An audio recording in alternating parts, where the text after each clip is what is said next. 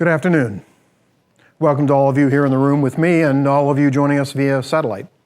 And welcome to the Future of Health Management Solutions from Lifewatch Life and Health.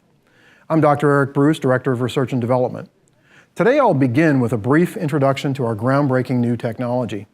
Then we'll break into small groups for the extended workshop and practicum.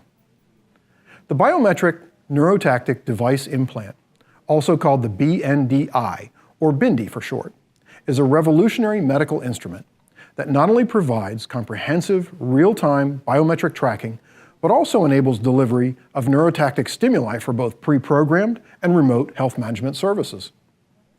The current biometric readouts include such basic measures as vital signs, motion sensing, energy intake and output, as well as many biochemical factors that will help care providers like yourselves truly get to know the inner workings of your patient's biology. The BNDI's compact design contains signal transmission and reception capabilities, as well as a fully integrated processor. And it's largely self-charging. The BNDI continuously gathers and stores an imperceptible amount of electrical energy directly from nerve impulses within the brain. This means that preventive maintenance, which consists of calibration and battery capacity monitoring, need be carried out only once per year during the patient's regular annual in-office medical exam. And while the technology is just in its first generation, we believe that new features can be added via remote firmware updates. For instance, we foresee these future upgrades including such groundbreaking capabilities as drug-free systemic pain control.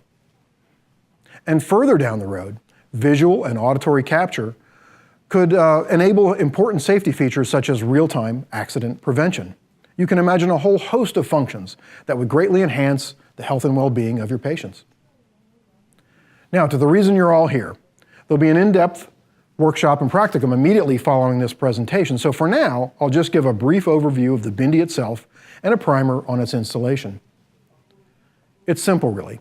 The BNDI is composed of two parts: the body, which contains all of the electronics, and the tail, which contains 4 transmission lines.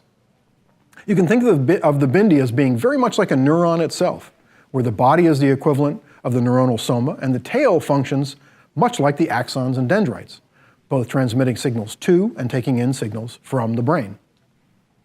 To do this, the BNDI takes advantage of the fact that our brain has a built-in signal integration and distribution system already in place, namely the commissural nerve tracts of the corpus callosum.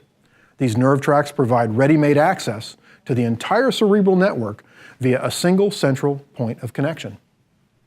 Importantly, as you know, the corpus callosum spans the longitudinal fissure between the hemispheres, making it readily accessible from the frontal plane. So one only needs to create a small access point in the glabellar space, and from there, insertion is straightforward. The 4 transmission contacts of the BNDI align at 2, 3, 9, and 10 on the clock, where the contacts at 2 and 10 interface with the anterior surface between the rostrum and genu of the corpus callosum, and the contacts at 3 and 9 each interface with the frontal lobe of one of the cerebral hemispheres. One simply needs to remember the mnemonic 2, 3, 9, 10, blue, green, black, red, and installation will become second nature in no time. Remember, 2, 3, 9, 10, blue, green, black, red. Simple as that. With proper technique, maintaining sterility becomes the main point of emphasis. All of this means that installation of the BNDI can be carried out in office in less than 15 minutes with minimal overhead equipment cost and minimal disruption to your patient's day. Once activated, the BNDI will self-regulate any local pain associated with the installation process, so your patient can even stop in on the way to work. If removal should ever become necessary, the procedure should be carried out in office under the same sterile conditions. Keep that in mind. So, let's get started.